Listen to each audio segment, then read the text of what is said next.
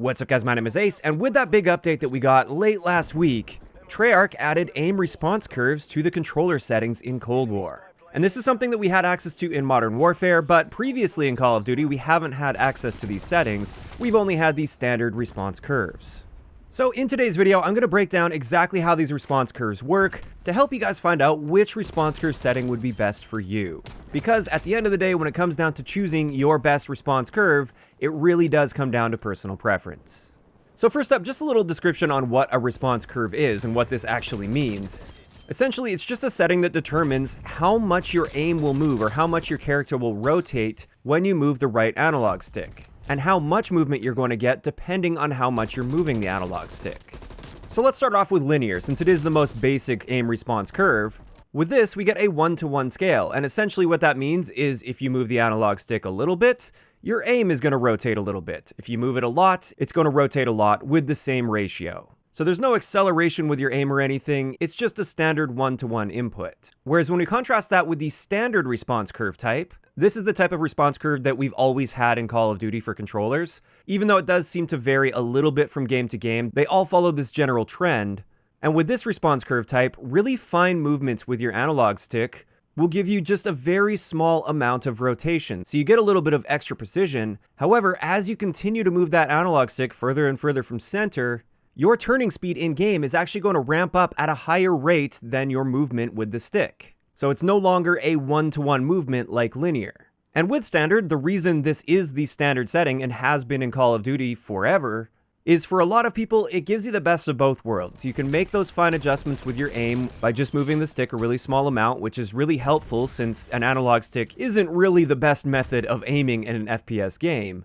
And on top of this, you maintain the ability to spin quickly if you make a more extreme movement with your thumbstick. And this is something that linear just doesn't provide. You don't get that same sort of fine control with the really small movements with linear, and you also don't get that acceleration with your rotation by moving the stick really far over.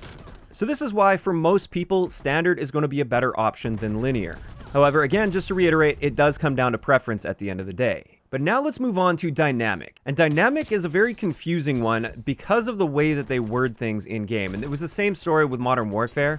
And I actually discovered I was a little bit off on my graph for dynamic in Modern Warfare because of the way they worded things. They word it as a reverse S-curve, which makes you think that you've got a flipped S-curve for the graph, and this is how I mapped it in Modern Warfare. And it turns out, while I was fairly close with that, that's not exactly what it looks like. Instead, this is what the reverse S-curve will look like in-game. And I know it doesn't look like an S-curve, but that's because this is only half of the curve that we're seeing. The other half is just beyond the maximum threshold for our input. But with this one, you basically just flip standard. And what this means is if you make small movements with your thumbstick, you're going to get a more snappy response than you would with standard or linear. This comes at the cost of that really fine control with these small movements, but for many people, they like this extra snappiness. However, as you ramp up and continue moving your thumbstick further away from center, this is when things will smooth out a little bit more.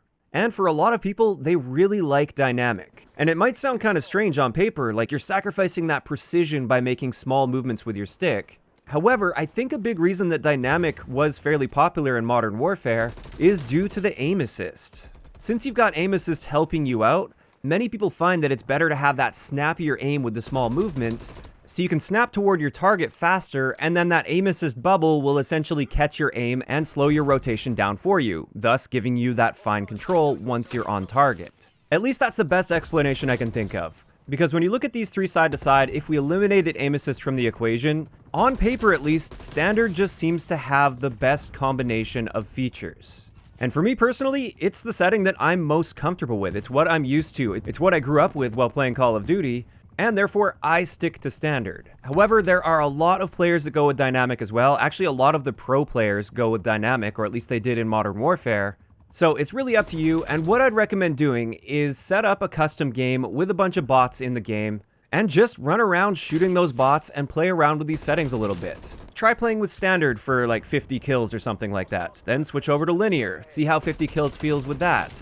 And then finally check out dynamic and play for another 50 kills. See how that feels, and then from there you can just make your decision on what felt best to you. Now keep in mind, if you do change your response curve type, you might also want to make an adjustment to your sensitivity values because things are going to behave a little bit different depending on the response curve that you're using.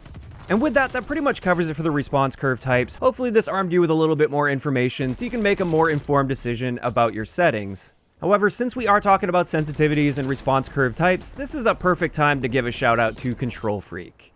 For those that aren't aware, I've been working with Control Freak for quite a few years now, and I've been using their products for, I don't know, over a decade, I believe. And with these are thumbstick attachments that just clip onto your existing thumbstick. You can always pop them off anytime you want. And with them, the goal is to extend the height of your thumbstick, which increases the amount of range of motion you have with your thumbstick, which gives you finer control over your aim. Many people also find that it allows you to bump your sensitivity up a bit higher, so it allows you to spin faster while still maintaining that fine control with your aim. And this is something I use on my right stick 100% of the time when I play. Even when I travel to events where I'm going to be capturing gameplay, I've always got a Control Freak in my pocket ready to go because I have a hard time playing without them now. I love them that much. So if you guys are interested in picking up a new set of Control Freaks, I will leave a link down below. Make sure you use the code EXCLUSIVE, starting with an X, at checkout, and that will give you 10% off your entire order. And with that, I'm interested in hearing from you guys. What is your preferred response curve type in Cold War? Is it the same as in Modern Warfare, or are you changing it up this year and using something different? Just let me know those thoughts in the comment section down below. If you enjoyed the video, a like rating is always appreciated, and don't forget to subscribe for more if you haven't already. I'll talk to you guys next time.